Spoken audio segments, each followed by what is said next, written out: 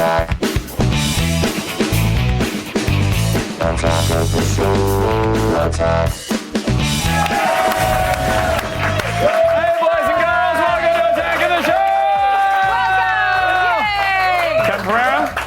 Munn. We're coming to you from the G4 Studios in Los Angeles. On the show today, Michael Emerson from Lost shares a secret about a lost scene that'll be found on the DVD extras. Then Chris Gore chit-chats with the cast and crew of the modern-day Frankenstein tale Splice. Oh, Sarah Polly, what have you done? Plus, in Gadgetron, we play with the Origin gaming laptop. Could it be the fastest gaming laptop we've ever seen? Yes. It is. And in today's AOTS Classic, we reflect fondly on the day that I decided to reveal my booty to the whole wide television world. You shook up the television landscape. Can you guys, guys at home, you notice usually I'm in heels next to Kevin? Wait, go back to the two. I'll come to you. This is what I normally look like. Watch how short this is where Asian comes in. Ta-da! You're not squatting, are you? No, that is legit. You can see my knees and now you can't. That's nice. So when we went around the net this week, we learned very important lessons. Yeah, first, not all man-made disasters are BP's fault. Not all of them. And some people are complete wusses about getting tattoos. Now, for the record, those people are not myself or Allison Hayslip or Daniel Day Kim.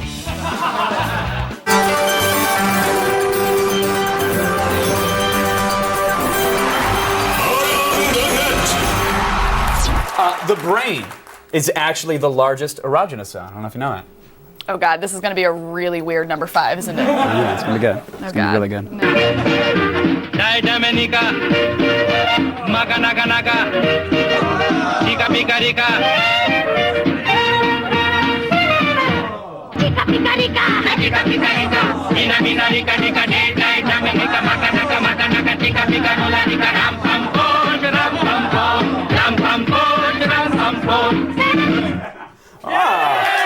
Wait a minute.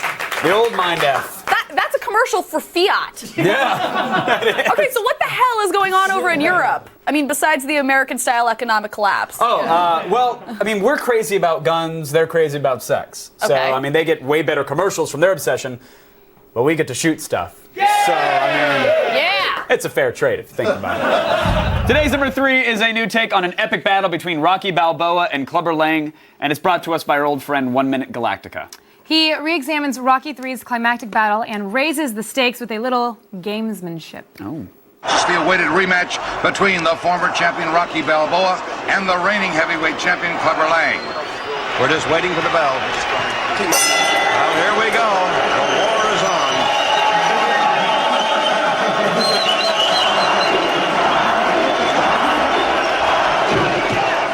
Here comes Clubber.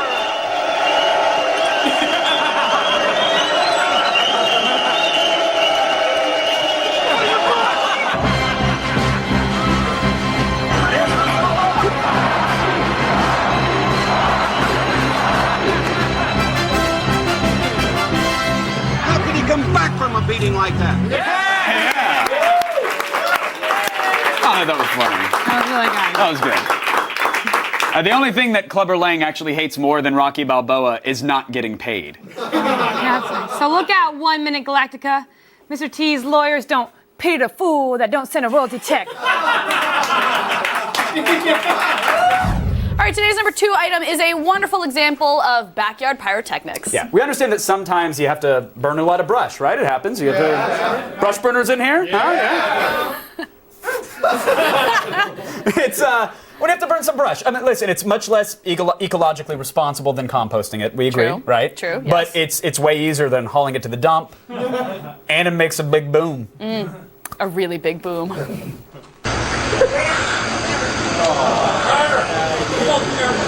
They'll be fine. Another birdie. Fire in the hole! Fire in the hole!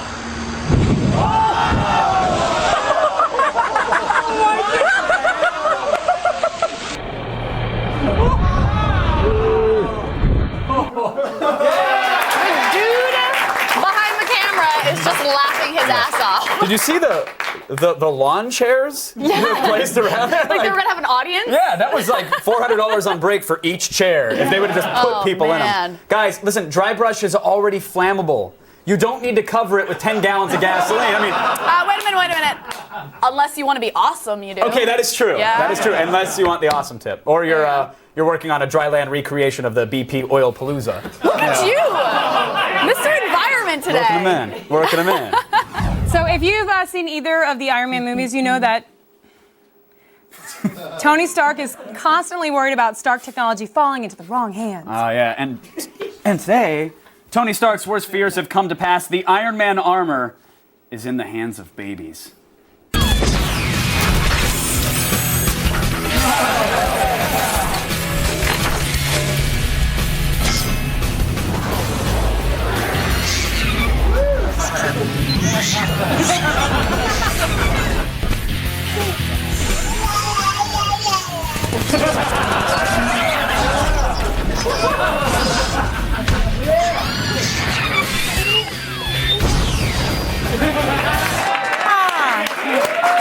That was great.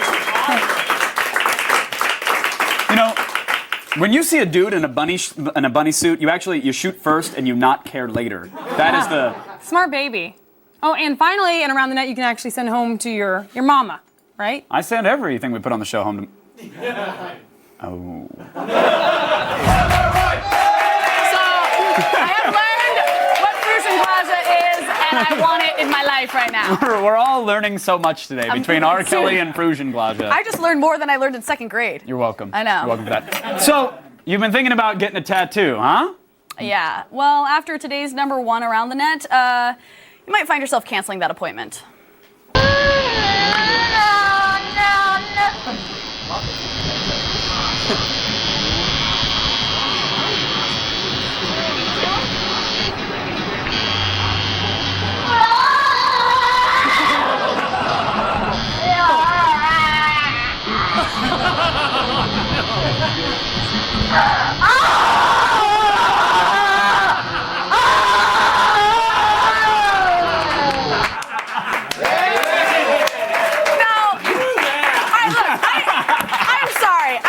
Sorry, getting a tattoo doesn't hurt that much. You don't even have one. Yeah, I do. I totally really have a do? tattoo. Yeah, actually, I got it. Like seriously. Yeah, I totally have one. When did you get one? I got one last week. Last week? You Yeah, got a tattoo? look, I got it right here. See? Oh. Look at that. Wait, is that Isn't that sexy? Daniel Day Kim? It is. I got it in celebration of the finale. You got to let it go, sweetheart. I mean, Lost is No, I'm gonna get Lost the is whole done. cast. I'm gonna get the whole cast on my back. Honey, you had years to do that. I don't know why. No, I'm doing it for the finale. I'm not gonna let it go. Okay. I love it. So. Wow. Oh my God! Oh my God! Oh my God! Oh my God! Daniel Day Kim!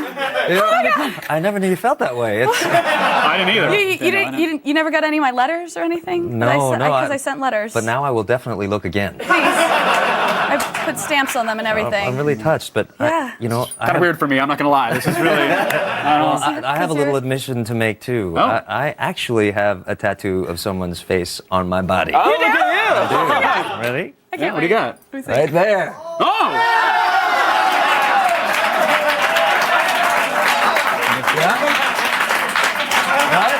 Good, right? Yeah. This is really weird because I have a tattoo as well. Really? But no, it's kind of like it's not a. I mean, it's. Is it? No, I'll just show you. I get a lot of compliments on it, but it's it was a little self-serving at the time, but I think it's really special. Wow. So sweet, we all have awesome tattoos, right? That's great, really. Wow, look at the time. Still ahead, the fastest gaming laptop we have ever seen. Gadgetron. It's next.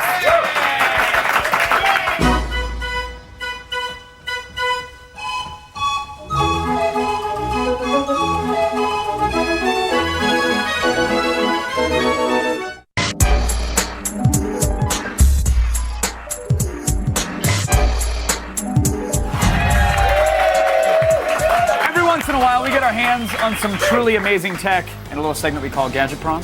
Yes, like this Origin gaming laptop, which was the fastest laptop we've ever reviewed. What?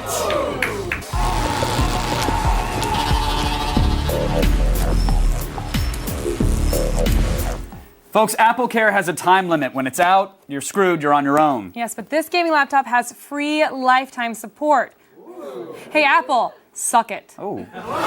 Origin is bringing PC gaming back to its roots with the Eon Laptop series. Featuring custom paint and a sleek form factor, the Eon 15 will crush your opponents in style with its Intel Core i7 processor, up to 8 gigs of RAM, and an ATI Radeon HD 5870 video card. You can even call Origin for the life of the laptop and get free service at any time. So customize your own, starting at $1,620.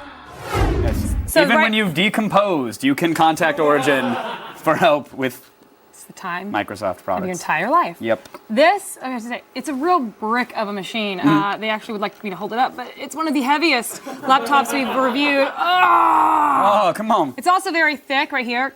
Look at that massive thickness. It has a utilitarian design. There it is. So, what do you think? Do you I don't like? mind this. I don't mind. Like, yes, it's a beast of a laptop. But why call it a laptop? Why isn't it just like a desktop that folds? Well, some people call them desktop replacements, which is also the case. But this could fit on your lap if you're an American Idol voter. But when I look at this thing and I go, listen, normally gaming laptops have dragons that shoot neon out of their eyeballs, or like skulls that are on fire. And I don't mind that it's a little understated. Yes, it's a little clunky, but if you want that kind of a paint job, you can get it. You can spice things up, about $160, and you can get, look at that screams gaming laptop, or that also screams something else. But nevertheless, you are screaming if you have it. So there you go, $160. You can also pay a little bit more and get your own artwork on it. So. Okay, for a 15-inch laptop, it does have a large extended keyboard and the touchpad. Yeah. In addition to its LED backlit display. So, do you think it's easy to use, or are you going to have to carry around gaming keyboards and a mouse with you everywhere? Well, it's pretty easy to use. The keyboard is widely spaced. It's easy to type on. I'm surprised it's not backlit, though. I mean, that should be standard on most laptops, especially for those NatTom gaming sessions. The touchpad is large. It also supports multi-touch, but the texture is smooth, so your fingers might slide right off of it. Really, at the end of the day, if you're going to be playing a hardcore round of whatever it is you're hardcore gaming these days, you'll probably want to bring an external mouse to go with it. The display, though, is gorgeous. 1080p, it looks phenomenal. It's full HD. It's not as big as some of the other gaming laptops out there, but that's not really a huge problem when you're gaming. You're pretty in it. The Asians Gorgeous love display. you. Gorgeous Asians display. love you. Ugh. So this has some of the best specs we've seen in a gaming laptop. Core i7 processor, ATI 5870 video card. So with everything that we have in this, do you think this is the fastest we've ever seen? Because we keep. Yes, it is. It is. Just barely. Just barely. We maxed out all the settings in blur. That's all you need to win. It had absolutely no problem. It'll blow through any game on the market. And if you know anything about gaming machines, that means this thing will be perfect for like 3 or 4 days. Then something faster will be out there. But as for our normal 3D Mark Vantage tests, it scored the highest we've ever seen by only by a couple hundred points, but it just barely beat the Asus Stealth Fighter laptop from a few weeks ago. That was not a stealth fighter. Cue disappointment. Oh. But it is the You can't show fastest you one. can't show emotion, so you have to say it out as it's in a script. Yeah. Cue Well, disappointment. all the Botox. No, I have to let you know what I'm feeling Yes. inside with my words. How are you feeling now? Aroused. Okay, so these laptops start at 6. Can you stop looking like that? No, you can't. Okay, so it's $1,620 that was where they start. But the one we have here has upgraded parts, and it actually cost $2,400. So what are we rating it with all of that included? Yes, it's pricey, but it's a beast of a machine. It does a great job. We're getting it a 4 out of 5. Nice. The design, again, a little bit clunky, but you can't knock the fact that it's the fastest laptop we've ever seen. I mean, really, it's really to be carrying it around so you can then put it somewhere else to sit. It's not gonna. If it's clunky and heavy, it's not really the biggest issue. Yeah, I mean, you're not trying to e-read this while walking down the street. You're gonna sit down and write your great American novel or play StarCraft 2 at Starbucks with this thing. But everything else works great. Yeah, and it can be even faster if you want to spend the money and upgrade. So we like it. Still ahead in this week's Game Break, Adam Sessler and Kevin eat their magic mushrooms for Super Mario Galaxy. Right, that's why we do it. Then we've got Michael Emerson being all spooky and whatnot about that mysterious line. But before that, we've got Drunkle Ted roaming the streets. Oh, Drunkle.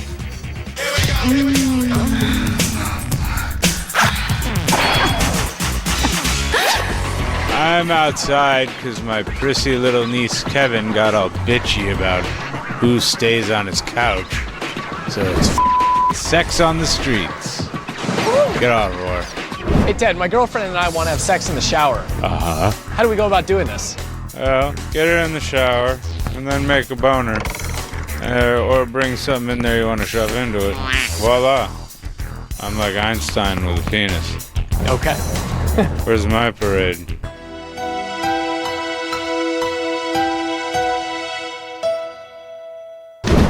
Hey, do you have hard sex problems? Well, I like beating them off of people. So, if you can find me, you could hire me. Sex in the streets.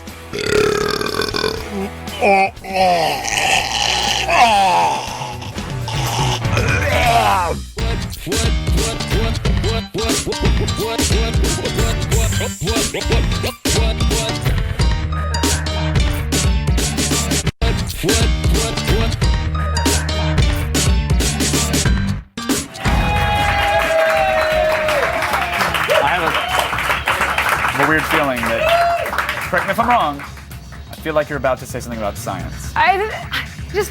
I can tell. You get like, you get science facey. You get all science face. Frustrated because I don't trust it. No. Yeah, not one bit. Okay. No, there's somebody up there that makes it all happen. Okay. Science. No, I get it. Well, after you Math. see what science is used for in the horror film Splice, you might agree with Olivia. Yeah. If we don't use human DNA now, someone else will. In Splice, genetic engineers Adrian Brody and Sarah Polley play modern-day Dr. Frankenstein, who through DNA manipulation create a brand new life form named Dren. And believe it or not, things go bad. Human cloning is illegal. This won't be human. So when will movie scientists learn to leave nature alone? That's a really good question. When you stop going to the movies and see scientists make mistakes. I think movie scientists should screw with nature. That's what we want to see on the screen. But we want to see it done in an intelligent way. I think that Clive and Elsa, like their real-life counterparts, are doing this with the best of intentions. Nobody can see what we made. Don't you think the world's going to want to know what's next? The prime directive for creating Dren was make her real. We didn't want to add on to the human form. We wanted to be subtractive. As much as we could, we tried to use real actors. And when we couldn't use real actors, we tried to use real things, puppets. And when I couldn't use real puppets, I would always have a maquette on the set. You play a sympathetic and sexy monster. Very much. I'm gonna blow. I tried to do that, but that was strange and weird because I was bold. When you look at you on the mirrors, you don't say, I'm so sexy, I'm so nice. You say, Splice also has the most bizarre love triangle in movie history. Yes. I mean, hitting on everything from like incest, gender confusion, bestiality. I think it really does it all. Yeah. How did you make all that work? A lot of research, yeah. Yeah, it's what I loved about it. I read this script and I kind of couldn't believe the layers of depravity and immorality that ensue. This is the disaster everyone warns about. A new species set loose in the world. I kind of couldn't believe the lines it was crossing and went places I would have never anticipated a movie would go. I found that the notions that we were playing with were actually very true to life. And the script was, in fact, written in consultation with a geneticist. Every time I would ask him, is this possible? To my shock and surprise, he would say, oh, yes. If I find the monster attractive, does that mean that I'm a monster too? No, it just makes you a pervert. Thank God. Okay. So E3 is just a few weeks away, but that doesn't mean that video game companies stop putting out new games. No, Adam Sessler brought in Super Mario Galaxy 2 for his most recent game break.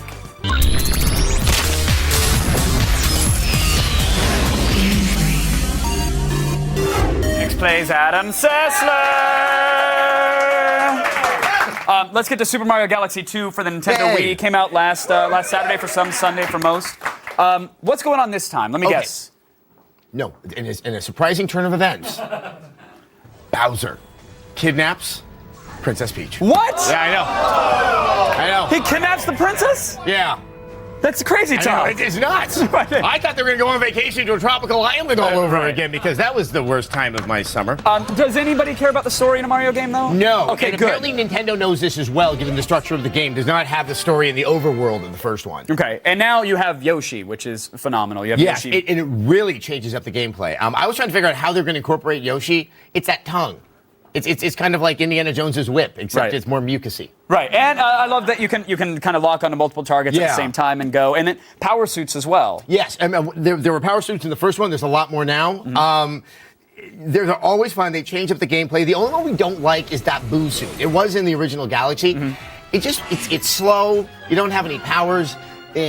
Right, I hear. But now you said that they kind of scrapped the focus on the story and this open world sort of navigation. Right. They switched the map, so it's now streamlined, sort of like the old school Super Mario games, it's right? like Super Mario World, where you just kind of see the map and you just kind of move, and once you get enough stars, you unlock other places you can go to. And now, what about the level design of the game? Because some people said that with the original Galaxy, it was it's trying to teach you the notion that you could flip the world on its head, and you had all these different ranges of motion.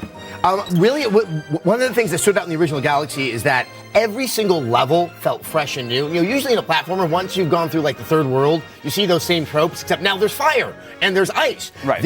Everything was fresh. Here, it's even fresher. And I must say, they assume you played the first Galaxy, because by the fourth level, it is hard, and you will die. This is a punishingly hard game. Right, now they did do some, I mean, the one-ups are everywhere, so they definitely give you enough lives to get through it, and they tried to implement a checkpoint system, which also helps, but, I mean, is the casual gamer going to be completely screwed with this? I don't know if there's so casual a gamer that they've never experienced Mario. It is kind of, we've been complaining, where are the hardcore games for the Wii? This is the hardcore game for the Wii. Right. It's funny it came in the form of a Mario title too, I think. That's true. That's true. And now what about, I love that you have the sort of the girlfriend option, which is the second player Wiimote. We call it the girlfriend remote around the house. Yeah, it's like, look, I'm picking up Starburst. I think it is the younger sibling option. Like, it's like, I'll make my 4-year-old brother feel included. Just go pick up the stars over there. Right, but now they have a little bit more to do. Yes, they can play Star Bits cleanup, but they can also grab some enemies and kill them and shake things around. There is some fun, and it doesn't really get in the way. So you can give it to someone who isn't the most skilled of gamers. Right. Hence the girlfriend option. Yeah. And for those of you, would you consider it a full co-op mode, or do you just consider it an ancillary? No, that's a thing? very generous term. I consider it. It's like 1.3 mode. Okay. All right. And what'd you guys give it? It seems like 5 it's out of 5. 5 out of 5 for this sure. Is hands down a 5 out of 5. A reason to dust off the Wii? A reason to dust off the Wii. I think the toughest thing is now you have to decide this or Red Dead Redemption. It's kind of sadistic they came out so close to one another. Yeah, I agree. But same gamers are interested in both? Both hardcore. I know. It doesn't look like it's the same, but I think at the end of the day, if you love games, you should be playing both of these. I completely agree. Adam Sessler, everybody, thank you so much. You know what's fun for the whole family? What? Killer robots. I think robots are fun for the family. No, I don't know killer robots are fun for the family. I don't think the killer ones are, but that's fine. Either way, Morgan Webb hit up the Maker Faire to check out the arts and the crafts and the robots. The killer robots. Okay, the killer robots, yes. Kneel before Morgan Webb, the Spider Queen, at Maker Faire in San Mateo, California. The 5th annual Maker Faire is a 2-day-long celebration of all things do-it-yourself. This year's fair pulled in almost 100,000 inventors, tinkerers, and adventure seekers. It's a conventional SoCo machine. We just replaced the electric motor with something a little bit sexier, which is steam. This is our hub. It's our hunting utility cannon.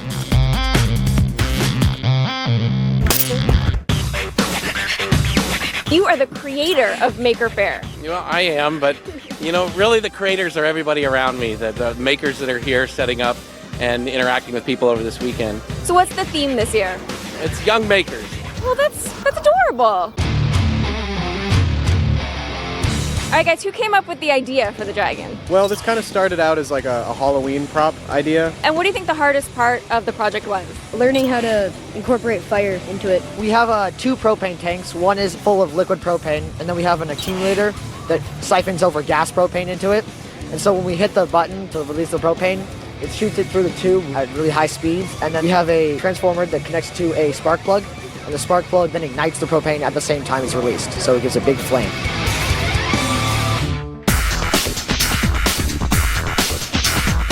Did you have all of the intricate inside of the rocket ship designed before you even started? No, not at all. That was ad hoc in many respects. We spent about 3 months designing it, in a CAD program called SolidWorks, and then we spent 3 months building it.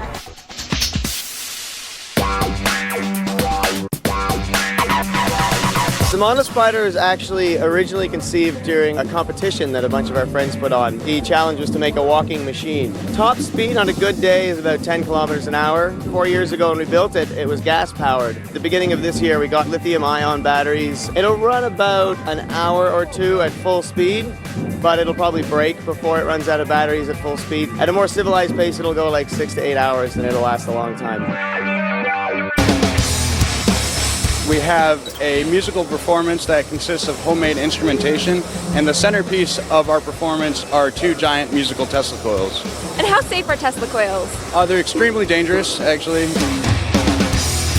What we do is we take a MIDI sequence and we output it through a fiber optic cable to a handmade microcontroller that sends out what's called a PRM, or pulse rate modulated signal, to the Tesla coil, which controls the pitch of the spark. The pitch of the spark being the actual noise that the spark is making. Absolutely. So now I'm going to be standing in a steel cage. We're going to put you in that cage right over here, and then we're going to turn them on, and you're going to have to stand there for a few minutes while we zap you. Let's do it.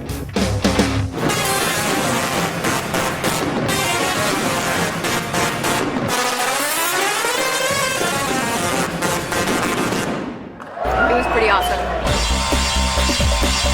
Maker Faire is expanding all over the country with events in Detroit and New York. Just check makerfaire.com for more information. I know how I'm getting there.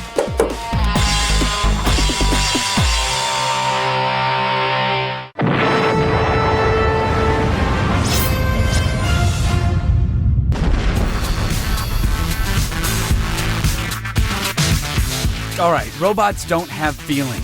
Fine, they're just industrial mechanisms that build and repair things for us highly superior humans. But that doesn't mean they can't rock. Kicking things off in Germany at the Hanover Messe, ABB's factory robot performed alongside a cellist for the opening ceremony of the annual trade show this recent April. The single-armed motorized robot, which is usually used for welding, engraving, and painting metal objects, was given a chance to exude its talents outside of the workplace for what organizers called an industrial symphony. Controlled by a human operator across the stage, the percussion bot played a specialized drum kit consisting of pipes, cymbals, a xylophone, and of course, a triangle. ABB is known for their robots having superior motion control, which is why 2 pointers on one arm is all this bot needed to play in perfect harmony with its musical counterpart. Alright, that's kinda cool. You know, a talented drum bot and all, but let's be real. We want these machines fighting wars. Do you remember Big Dog? That loud, 4-legged, rough-terrain robot that kind of walks and runs and climbs with heavy loads on its back? Well, now he's got a little brother, appropriately named Little Dog. Boston Dynamics first developed Little Dog back in '07, but now that it's in the hands of USC's Motor Lab and backed by DARPA's Robot Initiative, Little Dog is in for an uphill ride to the top. With 3 electric motors in each leg running on lithium polymer batteries, Little Dog can climb over crevices and trek across rocks with great stability. Recent updates gave it a locomotion controller, which has it programmed to teach itself the difference between a good foothold and a bad one. Once this information is analyzed, Little Dog adjusts its steps accordingly to avoid any bad footholds in its path. Although it can't carry packs of armor like its big bro, it does walk up the stairs better than any bot out there, which is why DARPA plans to test it as a communications transporter later this year. Alright now, gents, there's a new fembot in town, and her name is Geminoid F. And yes, the F stands for, it stands for female, actually. The latest android from the Kokoro company is a nearly identical physical copy of a woman in her 20s with long dark hair, a full set of teeth, and 12 actuators in its face, so the expressions are highly realistic. It was created by the legendary roboticist from Osaka University, Hiroshi Ishiguro, who is known for releasing an android copy of himself just 2 years ago. In creating the android, Ishiguro had it mimic the facial expressions of a human model as she sat in front of a computer with cameras and face tracking software. The same woman teleoperates the android using a vision system that captures her mouth and head movements, recreating these movements on the droid. Kokoro plans to test Geminoid as a receptionist in hospitals this year, selling copies of her for $110,000. Man, companionship does not come cheap. All right, robots, you've done it this time. I mean, playing symphonies and fooling me once again with those sexy feminine looks. One day, I will afford you, cyborg lady. See, I told you that not all science is necessarily bad science. Well, maybe you're right. The robots are still really evil, right? Oh, definitely, yeah, absolutely. They're killer. Stay tuned for the now unemployed Michael Emerson from Lost. Oh! Or are we calling it fun employed? Fun employed, because he's still rolling around in Lost dollars. But first, find out how the Butterfinger Defense League plans to send you to Comic-Con.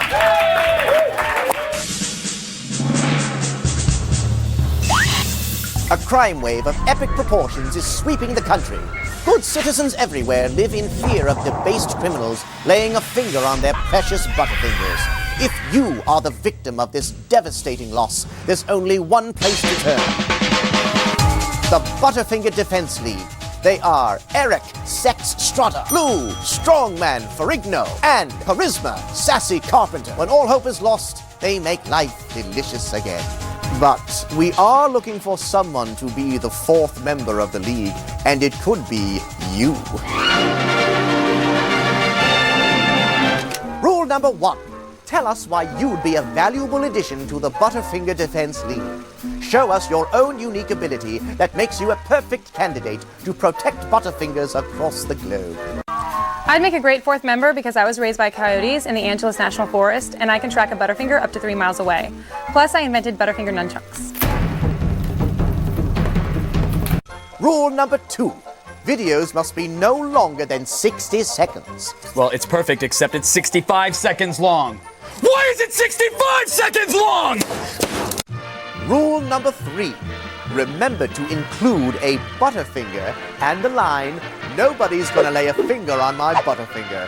You must say it exactly like that. Nobody better finger my butter. Cut, that is so very wrong. Run it again, take 42. All submissions will be judged by G4 on the criteria of creativity, technical merit, and the best use of Butterfinger. The field will be narrowed to 2 finalists, and both will be transported to the 2010 San Diego Comic-Con and appear on the G4 stage with Kevin and me. The grand prize winner will be announced live and initiated as the 4th member of the Butterfinger Defense League. Plus, they'll walk home with a $20,000 prize. Go to g4tv.com/Butterfinger Defense League for more info. Good luck.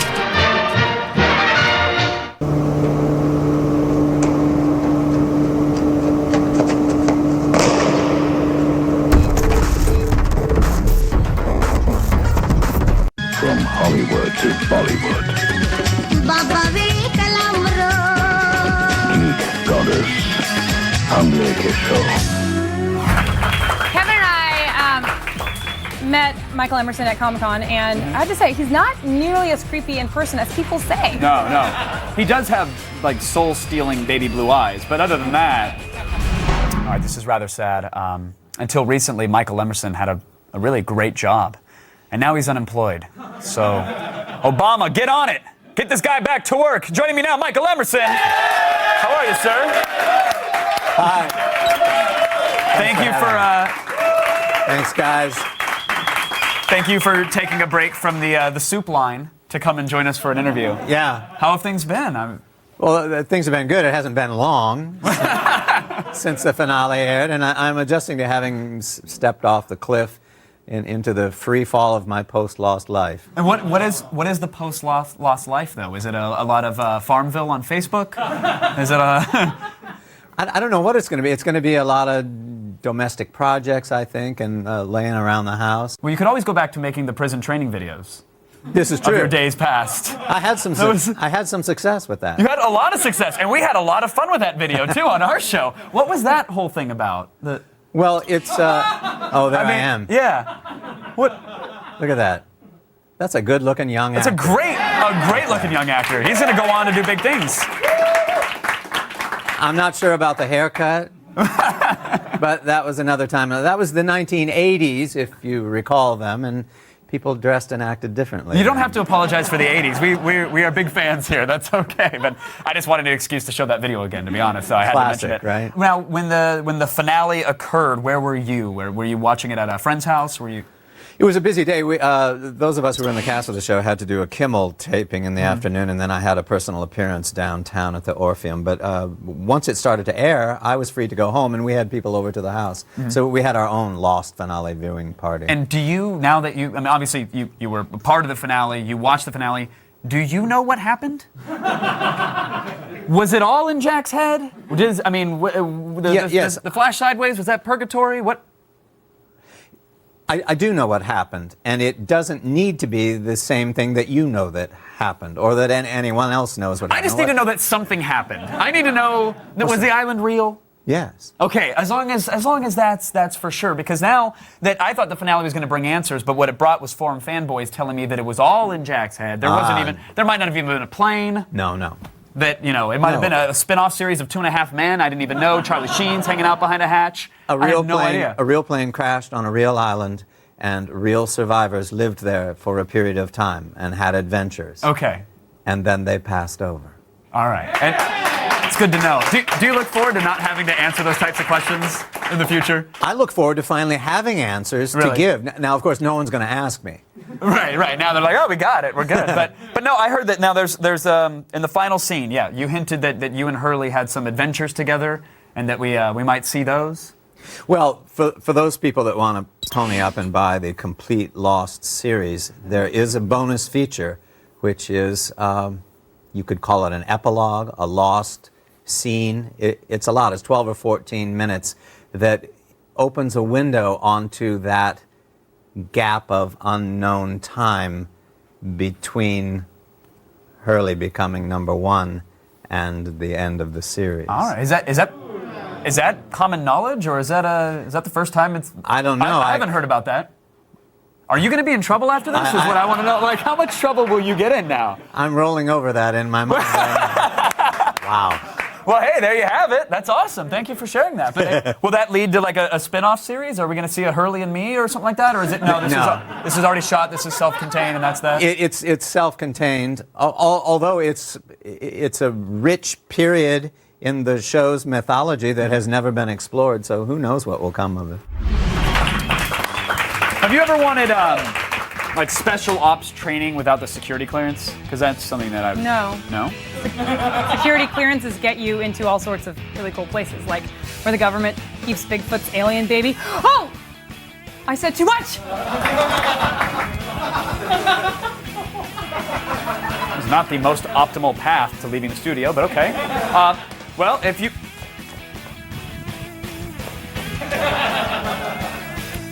If you'd rather watch, others become badasses while you lounge comfortably on your couch, then check out G4's all-new special, Tomorrow's Warrior! Allison Hayslip and Weston Scott will show you some top-level military and police training and tech, and all you have to do is watch. It premieres next Thursday at 8 p.m. Check out G4TV.com/Tomorrow's Warrior for more info. That's it. Hey. Hey, I'm back. What's going on? Did a little promo for Tomorrow's Warrior. Now I'm going to cool. tell the viewers about that time that you showed off your posterior. Okay, I'm out again. See you later. Our AOTS Classic is coming up right after this. All over the world, people are laying their fingers on other people's Butterfingers. But fear not, the Butterfinger Defense League has got your back. They're looking for the 4th member of their team, and it could be you. You could even win $20,000, plus a trip to Comic-Con to meet Olivia and myself. What's better than that? Go to G4TV.com/Butterfinger Defense League to learn how you can join the fight. Coming up on the next AOTS. Apple's rumors come to light when we bring you live coverage of the Worldwide Developers Conference in San Francisco. Then, Weston Scott and Sarah Jean Underwood head to war for a one-on-one showdown with paintball guns. Plus, we'll help you upgrade your living room when we kick off a week of home theater systems in Gadget Prawn. See it on the next AOTS. Today's AOTS Classic is from 2007. Oh, wow. It's a magical time. Yay high. I was this high. That high. I was high. Well, 2007, it really had like soaring stock markets and international competitions to find the world's most attractive asses. Yes, which, of course, prompted us to have a little ass-off of our own.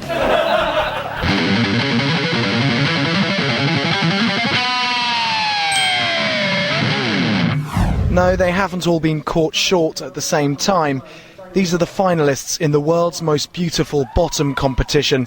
The man in charge of presenting this festival of cheek is actually from these shores, and he's given this whole business a lot of thought. The winners get 10,000 euros each, a contract as bottom models, and what the organisers mysteriously describe as comprehensive bottom insurance.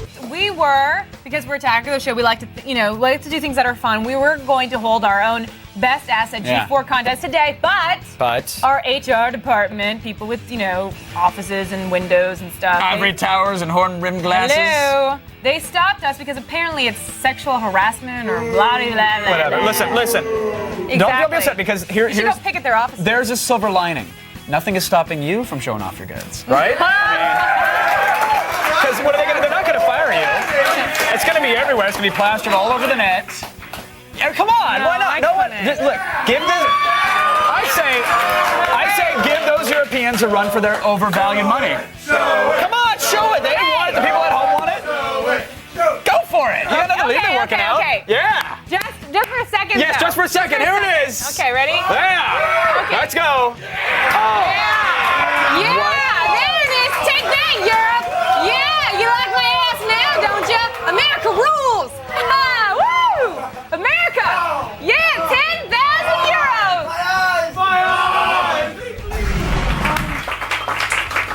I'm sorry. I don't want to be rude, but at this point, who doesn't have a tattoo of you on their body? I don't know, but when I find out, there will be a reckoning. Have you ever, attended a funeral and thought, man, this pyre just isn't burning fast enough? You ever thought that to yourself? Of course. Yeah. That's why we do not recommend the following solution.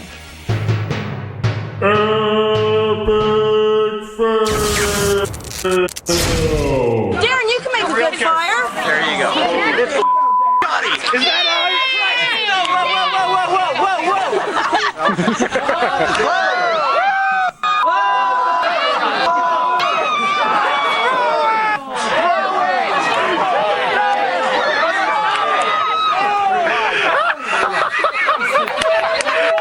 No.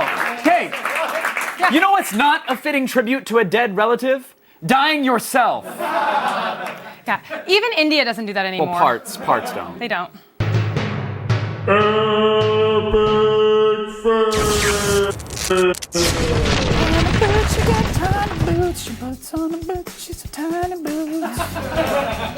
Stop that. You're welcome. Go to g4tv.com/AOTS for all things you saw today and more. Stick around, Ninja Warrior starts right now!